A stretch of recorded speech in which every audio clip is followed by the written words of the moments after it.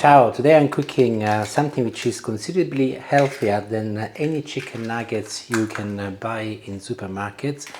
I'm making my own homemade chicken nuggets and I'm starting by beating up a couple of eggs. And of course this is something that most children tend to love, and of course adults also. I'm beginning to slice a couple of chicken breasts. And I'll just show you what I do. If you look at the grain of the meat, I'm going with the grain, but also to ensure that I get decent slices, I'm going on an angle, almost 45 degrees. Ensure that your knife is nice and sharp, and you'll find that this is really easy. I will be baking them in the oven, by the way, so even healthier. But in terms of thickness, I am making them approximately 1 centimeter or just under 1 centimeter thick each slice. So you end up with something pretty much like this. And I'll move them all inside my egg. Ensure that the bowl you're using is not too wide, so that the level of the egg is quite high and you can mix every piece of chicken with egg. And I'm moving on to the breadcrumb mix. These are dry breadcrumbs, by the way. I'll give you quantities in the descriptions as always. So I'm going to add a few tablespoons in a bowl, followed by a generous handful of parsley and some grated Parmesan cheese. Now, if you are cooking for children, you might want to stop here, obviously some salt and pepper.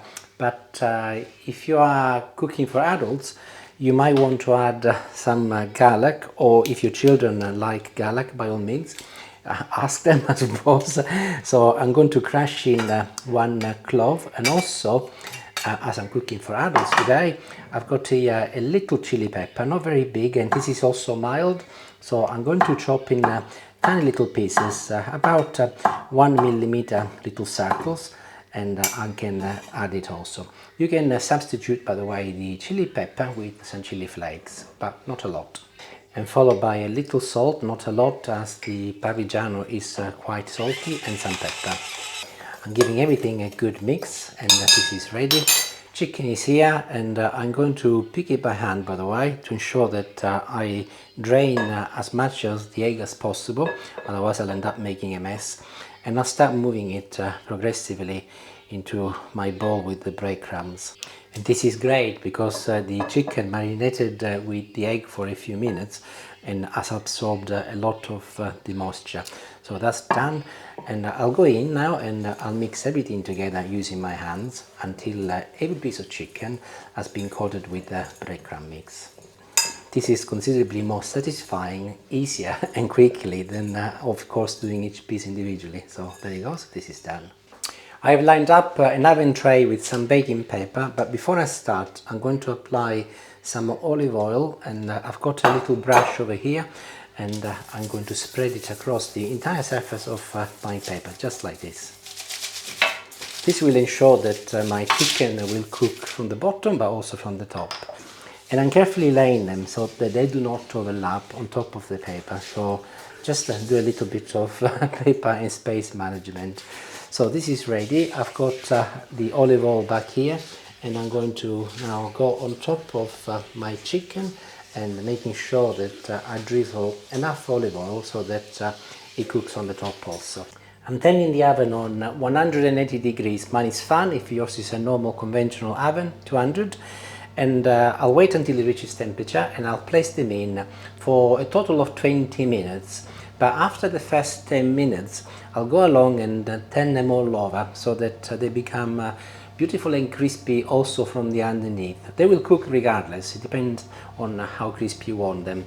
Also, with the leftover breadcrumbs, by the way, I'm keen to show you that you can place them inside a Tupperware container. Actually, mine is an ice cream tub. And I'll place the lid on and I'll put them in the freezer. Otherwise they will go moldy. And when I cook this dish again, I've put them all ready. So you can easily freeze them, and they will defrost in no time at all. We're going to have our chicken nuggets in an avocado sauce, which I'll be making next.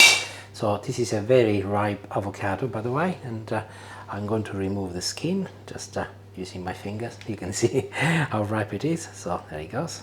This is actually one of Julie's favorite sauces, avocado sauce, and it's ever so simple to make also. So I'm gonna use a fork and squash the avocado using my board here. And if your avocado is as ripe as mine, you can see that it takes no time at all. So I've got a new clove of garlic, and I'm going to also use my little garlic crusher for it, and I'll add it to my avocado. I'm going to make a little well, and I've squeezed half a lemon, and I'm going to add it here, and I'll combine it with the avocado. Here I've got a little red onion on the go. I'm going to use about a third if it was whole, and I'm going to chop it in half, and I'm going to make tiny little pieces. If you wanted your avocado sauce to be a little bit sharper, by all means use a white onion.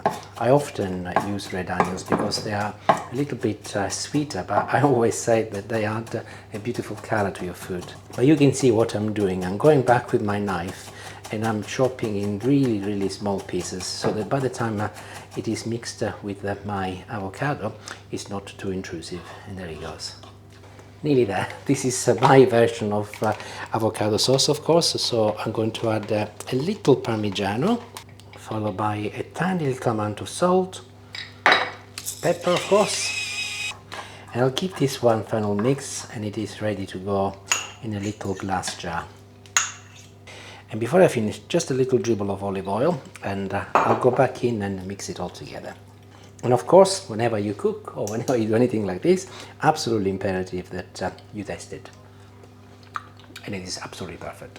Okay, I left mine in the oven for a further 4-5 minutes, as they were not totally the color I wanted, but they were cooked, so entirely up to you. And there they are, they're really hot. I've got my little plate here ready, and I'll start dishing them up, so that in the meantime they will cool down slightly. And I would lie if I said that the smell isn't very good. It's incredible. And before I finish, just a little bit more chopped parsley on top, just to garnish, but also because this is clearly just out of the freezer, it will soon melt, but also releases a beautiful fresh flavor. There it goes. And I'll just try some with my avocado sauce and let you know what it's like. Oh, hot.